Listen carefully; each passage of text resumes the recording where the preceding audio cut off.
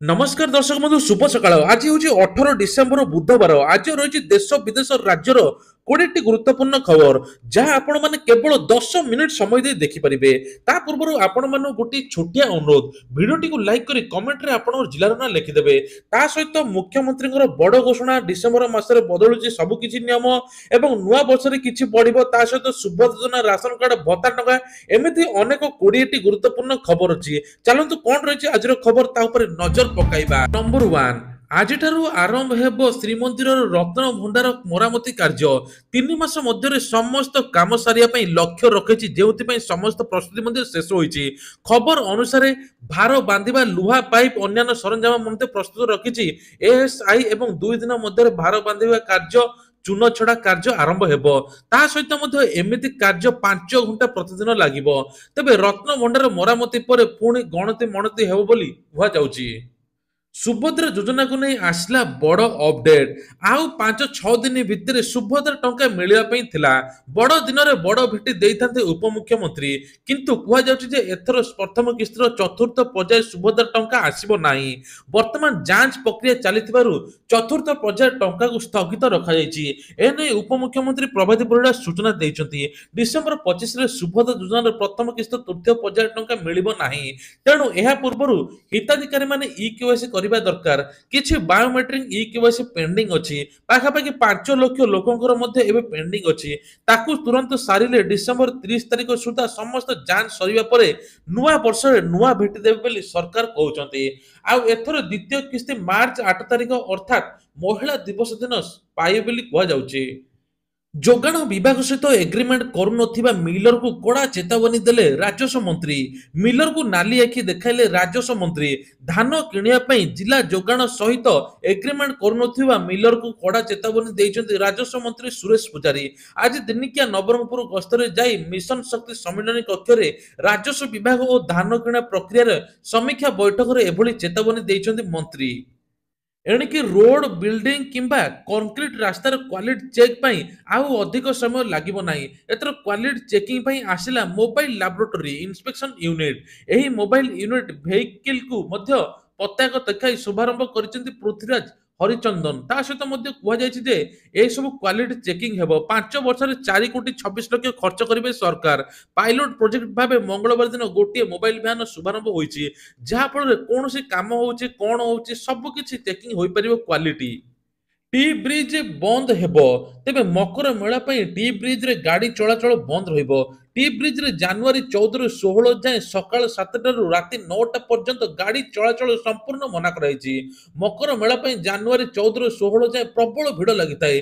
T bridge रे आर्थिक मध्ये दुर्घटना होइतिला तेबे गाड़ी चलाचल कटकणा जारी करिया पई बडंबा तहसीलदार को मध्ये सूचना दैछन्ति रथयात्रार आद्या पर्व आरंभ होईछि आसंता वर्ष रथयात्रा महाप्रभु रथ निर्माण पर नयगढ़ काठ संग्रह प्रक्रिया आनुष्ठानिक भाव आरंभ होईछि काठ संग्रह पर श्रीमंदिर पहुंची महाप्रभु आज्ञामाल पुरी जाइथिबा टीम स्थानीय डीएफओ को एवं श्रीजी को आज्ञामाल प्रदान करिसेंति जिला वन विभाग एबेठारु काठ चिन्हट एवं संग्रह प्रक्रिया आरंभ करिवो सरस्वती पूजा पूर्व पुरी प्रथम कार्य पहुंचिबो बोली कुआ जाउछि तबे ए नै कि मध्य कुआ जाइछि जे खूब जल्दी 814 खंड काठ जोगाଇବା ପାଇଁ ନିର୍ଦ୍ଦେଶ ମଧ୍ୟ ରହିଛି ନୂଆ ବର୍ଷ 2025 ଜାନୁଆରୀ ମାସରେ ଦୁଇ ଥର ଓଡ଼ିଶା ଗସ୍ତରେ ଆସିବେ ପ୍ରଧାନମନ୍ତ୍ରୀ ନରେନ୍ଦ୍ର ମୋଦି ପ୍ରଥମ ଥର ପାଇଁ ଓଡ଼ିଶାରେ ଆୟୋଜିତ ହେଉଥିବା ପ୍ରବାସୀ ଭାରତୀୟ ଦିବସ ଓ ଉଷ୍କର ଓଡ଼ିଶା କନକ୍ଲେଭରେ ପ୍ରଧାନମନ୍ତ୍ରୀ ମୋଦି ଯୋଗ ଦେବାର କାର୍ଯ୍ୟକ୍ରମ ରହିଛି ଜାନୁଆରୀ 8 9 10 ରେ ଭୁବନେଶ୍ୱର ଜନତା ମଇଦାନରେ ପ୍ରବାସୀ ଭାରତୀୟ ଅନୁଷ୍ଠିତ ହେବ ଏଥିରେ ରାଷ୍ଟ୍ରପତି ଦ୍ରୌପଦୀ ମୁର୍ମୁ ପ୍ରଧାନମନ୍ତ୍ରୀ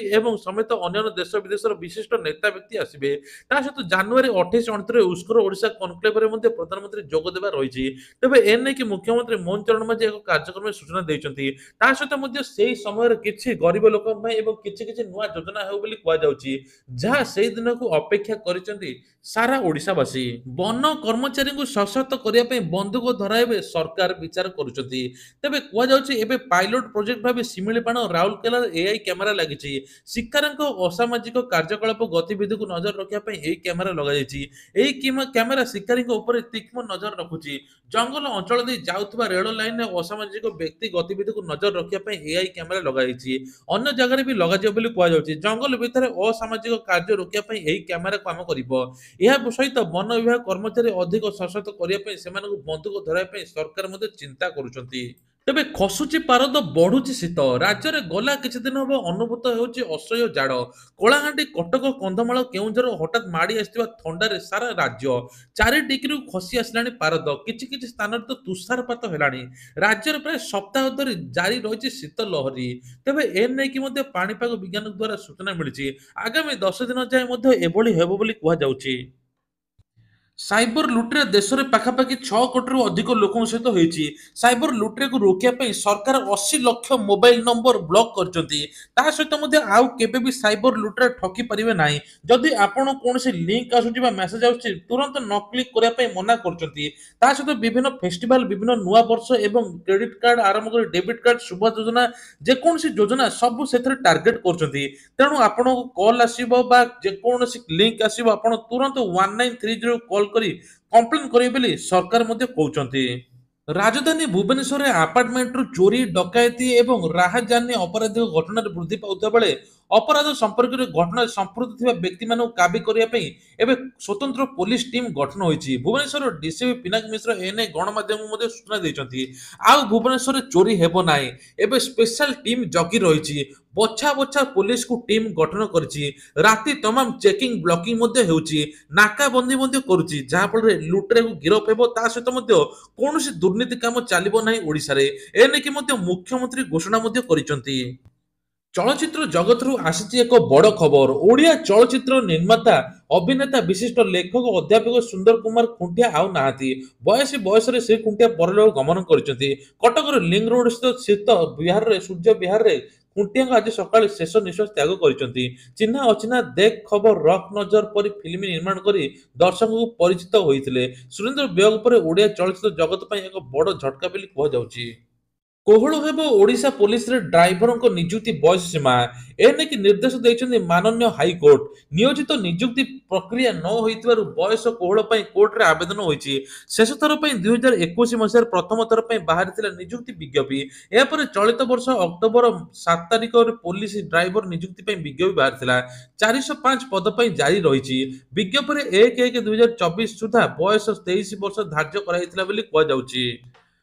ନୂଆଦିଲ୍ଲୀ ସମେତ 17ଟି ସହରରେ 5G ସେବା ଆରମ୍ଭ କଲା ଭୋଡାଫୋନ ଆଇଡିଆ। ଏନେଇକି ଖୁସି ଖବର। ପାଖାପାଖି 17ଟି ସହରରେ ସିଲେକ୍ଟ ସର୍କଲରେ ଏବେ 5G ଆରମ୍ଭ ହୋଇଛି। ଏକ ରିପୋର୍ଟ ଅନୁଯାୟୀ ଭୋଡାଫୋନ ଆଇଡିଆ ବର୍ତ୍ତମାନ 17ଟି ଲାଇସେନ୍ସ ପ୍ରାପ୍ତ ସେବା କ୍ଷେତ୍ରରେ 5G ସେବା ପ୍ରଦାନ କରୁଛନ୍ତି। ତା ସହିତ ଆହୁରି ପ୍ଲାନ୍ ସବୁ ଶସ୍ତା ହେବ ବୋଲି କୁହାଯାଉଛି। ମୁଖ୍ୟମନ୍ତ୍ରୀଙ୍କର ବଡ଼ ଘୋଷଣା। ଏଣିକି ମାଧ ସିଂ ଯୋଜନା ନାଁରେ ସ୍କୁଲ ପିଲାଙ୍କୁ ମିଳିବ 5,000 ଟଙ୍କା। ତେଣୁ ଏ ନେଇକି ଜନଜାତି, ଅନୁସୂଚିତ ଜାତି ପିଲାମାନେ ଉପକୃତ ହେବେ ବୋଲି କୁହାଯାଉଛି। ତା ସହିତ ମଧ୍ୟ ଆଉ ଗୋଟେ ବଡ଼ ଖବର, ଏସଏଚଜି ମହିଳାଙ୍କୁ ମିଳିବ ଏଥର ଋଣର ସୁଧ ଛାଡ଼। ପୂର୍ବ ସରକାରରେ ଯେତିକି ସବୁ ଋଣ ନେଇଥିଲେ ଏସଏଚଜି ମହିଳାଙ୍କର ଋଣ ଖାଲି ସୁଝିବେ, ସୁଧ ସୁଝିବେ ନାହିଁ। ଏନେଇ 227 କୋଟି ଟଙ୍କା ମଧ୍ୟ ବ୍ୟୟବରାଦ ହୋଇଛି। ତା ସହିତ ଆଉ ଗୋଟେ ବଡ଼ ଖବର, ଏଥର ମହିଳାଙ୍କୁ ଉନ୍ନତି ଏବଂ ସ୍ୱାବଲମ୍ବୀ କରିବା ଦିଗରେ କେନ୍ଦ୍ର ସରକାର ଗୋଟେ ଯୋଜନା ମଧ୍ୟ କରିଛନ୍ତି।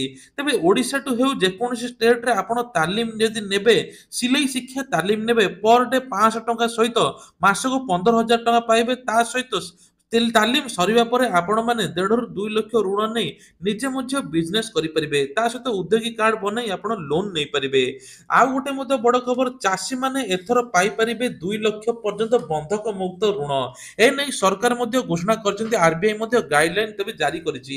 ତେବେ କୁହାଯାଉଛି ଚାଷୀମାନଙ୍କ ପାଇଁ ଖୁସି ଖବର, ବନ୍ଧକ ମୁକ୍ତ ଋଣ ପାଇବେ। ତା ପୁଣି ବି 2 ଲକ୍ଷ ପର୍ଯ୍ୟନ୍ତ ମାତ୍ର 4% ସୁଧ ହାରରେ ପାଇବେ।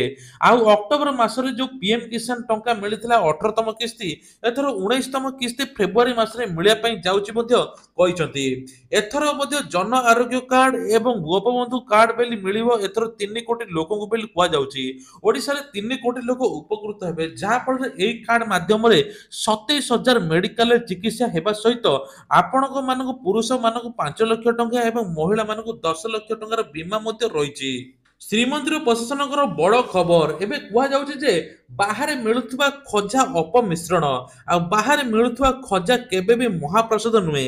ମନ୍ଦିର ଭିତରେ ମିଳୁଥିବା ଖଜା ଅବଢ଼ା ସବୁ ମହାପ୍ରସାଦ। ତେଣୁ ଲୋକଙ୍କ ଆସ୍ଥା ଜମାଇ ଏଭଳି ଖେଳ ଖେଳୁଛନ୍ତି ଲୋକଙ୍କ ସହିତ। ମହାପ୍ରସାଦ ମଧ୍ୟ ଖଜା ମଧ୍ୟ 400 ରୁ 500 ଟଙ୍କାରେ ବିକ୍ରି ହେଉଛି। ଯାହା ସେସବୁ ମହାପ୍ରସାଦ ନୁହେଁ ବୋଲି ରୋକଠୋକ ଶୁଣାଇ ଦେଇଛନ୍ତି ପୁରୀ ଜିଲ୍ଲା ପ୍ରଶାସନ। ରାସନ କାର୍ଡକୁ ନେଇ ଆସିଲା ବଡ଼ ଅପଡେଟ୍। ଏଣିକି ଆପଣମାନେ ନୂଆ ରାସନ କାର୍ଡ ମଧ୍ୟ ଆବେଦନ କରିପାରିବେ। କୁହାଯାଉଛି ଯେ 2023 2024 ଜାନୁଆରୀ ପର୍ଯ୍ୟନ୍ତ ଯେଉଁମାନେ ରାସନ କାର୍ଡ ଆବେଦନ କରିଥିଲେ ଏପର୍ଯ୍ୟନ୍ତ ତାଙ୍କୁ ରାସନ କାର୍ଡ ମିଳୁଛି। ତାପରେ ଦେଶର ପାଖାପାଖି 6 କୋଟିରୁ ଅଧିକ ରାସନ କାର୍ଡ କଟିଯାଇଛି। ତା ସହିତ ମାନେ ଅଯୋଗ୍ୟ ହିତାଧିକାରୀ ଭୂତ ହିତାଧିକାରୀ ମୃତ ବ୍ୟକ୍ତିଙ୍କର ରାସନ କାର୍ଡ ଚାଲୁଥିଲା, ଯାହା ଗରିବଙ୍କ ଚାଉଳରେ ସେ ଲୁଟୁଥିଲେ। ଏବେ ତାଙ୍କର ରାସନ କାର୍ଡ କଟିଛି ଏବଂ ନୂଆ ରାସନ କାର୍ଡ ମିଳୁଛି ବୋଲି ସରକାର ତରଫରୁ ମଧ୍ୟ ଘୋଷଣା କରାଯାଇଛି। ତା ସହିତ ନୂଆ ରାସନ କାର୍ଡ ପାଇବା ପାଇଁ ହେଲେ ଆବେଦନ କରିବା ପାଇଁ ହେଲେ ଜାନୁଆରୀ ପରେ ଆପଣମାନେ ଆବେଦନ କରିପାରିବେ। ତେବେ ଯେଉଁମାନଙ୍କର ଇ ଶ୍ରମ କାର୍ଡ ଅଛି ତାଙ୍କୁ ରାସନ କାର୍ଡ ସରକାର ଯୋଗାଇ ଦେବେ ବୋଲି କୁହାଯାଉଛି। ଇ ଶ୍ରମ କାର୍ଡରେ ଆପଣଙ୍କର ପଞ୍ଜୀକରଣ ଥିବ, ସରକାର ଇ ଶ୍ରମ କାର୍ଡରେ ବିଭିନ୍ନ ପ୍ରକାର ସୁବିଧା ଯୋଗାଉଛନ୍ତି। ତା ସହିତ 1 ଲକ୍ଷ ପର୍ଯ୍ୟନ୍ତ ସହାୟତା ମଧ୍ୟ ପାଇପାରିବେ। ତାପରେ ଆଉ ଗୋଟେ ମଧ୍ୟ ବଡ଼ ଖବର, ଏଥର ଯଦି ଆପଣଙ୍କର ଆଧାର କାର୍ଡ 10 ବର୍ଷ ଉପରେ ହୋଇଯାଇଛି ତା ମଧ୍ୟରେ ଆପଣମାନେ କୌଣସି ଅପଡେଟ୍ କରିନାହାନ୍ତି, ବାୟୋମେଟ୍ରିକ ଫିଙ୍ଗର ପ୍ରିଣ୍ଟ ବା ଆପଣଙ୍କର ଫଟୋ କୌଣସି ଅପଡେଟ୍ କରିନାହାନ୍ତି, ତୁରନ୍ତ ଅପଡେଟ୍ କରିନିଅନ୍ତୁ। ନହେଲେ ଆପଣଙ୍କର ଆଧାର କାର୍ଡ ଆଉ ଚାଲିବ ନାହିଁ ବୋଲି କୁହାଯାଉଛି। ତେବେ ପୂର୍ବରୁ ଏବେ କୁହାଯାଉଥିଲା ଡିସେମ୍ବର 14 ପର୍ଯ୍ୟନ୍ତ ଶେଷ ତାରିଖ ଥିଲା, ତାକୁ ବଢାଇ ଜାନୁଆରୀ 15 ତାରିଖ ପର୍ଯ୍ୟନ୍ତ ରଖାଯାଇଛି, ଯାହାଫଳରେ ଆପଣ ମାଗଣାରେ ମଧ୍ୟ ଅପଡେଟ୍ କରିପାରିବେ। ତେଣୁ ତୁରନ୍ତ ଯାଇ ଆପଣ ଅପଡେଟ୍ କରାଇ ନିଅନ୍ତୁ ବୋଲି ସରକାର ତରଫରୁ ମଧ୍ୟ ଘୋଷଣା କରାଯାଉଛି। ରାଜ୍ୟ ସରକାରଙ୍କର ଆଉ ଗୋଟେ ବଡ଼ ଘୋଷଣା, ରାଜ୍ୟ ସରକାର ଏଥର କହିଛନ୍ତି ଯେ ସମସ୍ତଙ୍କୁ ଓଡ଼ିଶାରେ ନିଯୁକ୍ତି ମିଳିବ। ଏଥର ଯୋଉମାନେ ସବୁ ବାହାରକୁ ଦାଦନ ଖଟିବା ପାଇଁ ଯାଉଛନ୍ତି ଶ୍ରମ ପୋର୍ଟାଲରେ ରେଜିଷ୍ଟ୍ରେସନ କରନ୍ତୁ, ଯାହାଫଳରେ ସରକାର ଜାଣିପାରିବେ ଓଡ଼ିଶାରୁ କେତେ ଜଣ ଦାଦନ ଖଟିବା ପାଇଁ କେଉଁ ଜାଗାକୁ ଗଲେ। ତେଣୁ ଏସବୁ ବିବରଣୀ ସରକାରଙ୍କ ପାଖରେ ରହିବା ଦରକାର। ଲକ୍ଷ ଲକ୍ଷ ଲୋକ ଏବେ ଅଛନ୍ତି ଓଡ଼ିଶା ବାହାରେ ଦାଦନ ଖଟୁଛନ୍ତି। ସରକାର ମଧ୍ୟ 3 ବର୍ଷ ଭିତରେ 1.5 ଲକ୍ଷ ଲୋକଙ୍କୁ ନିଯୁକ୍ତି ଦେବେ ବୋଲି କହୁଛନ୍ତି।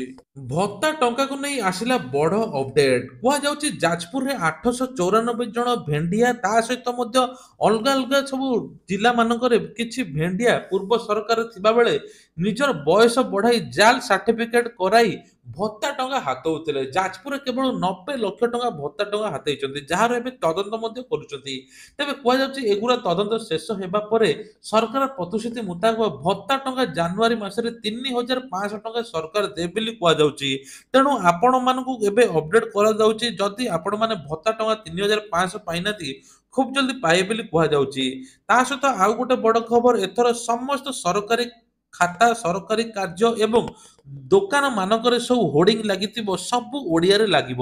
ଓଡ଼ିଆ ଅସ୍ମିତାକୁ ବଞ୍ଚାଇବା ପାଇଁ ସରକାର ଏଭଳି ମଧ୍ୟ ନିଷ୍ପତ୍ତି ନେଇଛନ୍ତି। ତେବେ ଓଡ଼ିଆ ଭାଷାରେ ହେବ ସରକାରୀ କାର୍ଯ୍ୟ। ତେବେ ଇଏ ଥିଲା ଆଜିର ଦେଶ ବିଦେଶ ରାଜ୍ୟର କିଛିଟା ଗୁରୁତ୍ୱପୂର୍ଣ୍ଣ ଖବର। ଏଇଭଳିଆ ଖବର ପ୍ରତ୍ୟେକ ଦିନ ସକାଳ 5ଟା ଆଉ ସନ୍ଧ୍ୟା 5ଟାରେ ଦେଖିବା ପାଇଁ ହେଲେ ଆମର ଏଇ ଚ୍ୟାନେଲଟିକୁ ସବସ୍କ୍ରାଇବ କରିବା ପାଇଁ ଭୁଲିବେ ନାହିଁ। ଜୟ ଜଗନ୍ନାଥ।